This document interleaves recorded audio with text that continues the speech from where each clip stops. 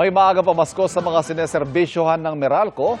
Sakto sa panahong patok ang mga kumukuti-kutitap na mga ilaw. Ang sample niyan, tinutukan live ni Oscar Oida. Double O. Yes, Ivan, sa mga nagnanais ng maraming Christmas lights sa kanilang mga bahay pero nangangamba sa posibleng mataas na konsumo ng kuryente, may good news ang Meralco. Sa dami ng mga kumukuti-kutitap na ilaw, ewan ko na lang kung di mo pa ma-feel ang spirit of Christmas. Iba't ibang kulay, samot-saring klase ng pailaw, pumapalumuti sa bahay na ito sa may Policarpio Street dito sa Mandaluyong. Tuloy, dinarayo ito ng mga tao para namnamin at magpa-selfie na rin. Bahay ito ng pamilya Dalisay. Dati na raw nila itong ginagawa pero medyo natigil noong pandemya. Kaya ngayong ginawa nila itong muli, halatang ginanahan ng gusto.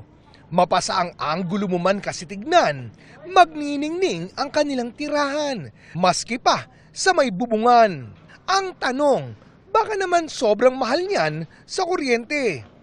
Pero ayon sa Meralco, di naman daw ganun kalakas ang konsumo ng mga Christmas lights. Lalo kung LED ang ginagamit natin, hindi pa rin tataas yung konsumo mo kumpara pag summer months.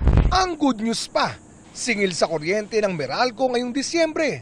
Tatapyasan daw ng 80 centavos kada kilowatt hour. Katumbas ito ng 159 pesos na kabawasan sa kabuang bill ng pangkaraniwang pamilyang kumukonsumo ng 200 kilowatt hour. The significant reduction is in the USM prices of almost 2 pesos and 80 centavos, rounding it off, no?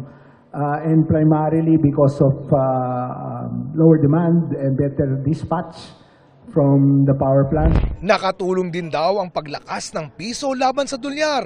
Ang kabawasang ito ngayong buwan ayon sa Meralco ay higit na mas mataas kaysa sa naranasang pagtaas ng rate nitong nakalipas na 2 buwan. Kaya kung dati, tayo raw ang may pinakamahal na kuryente sa Asia, hindi na ngayon.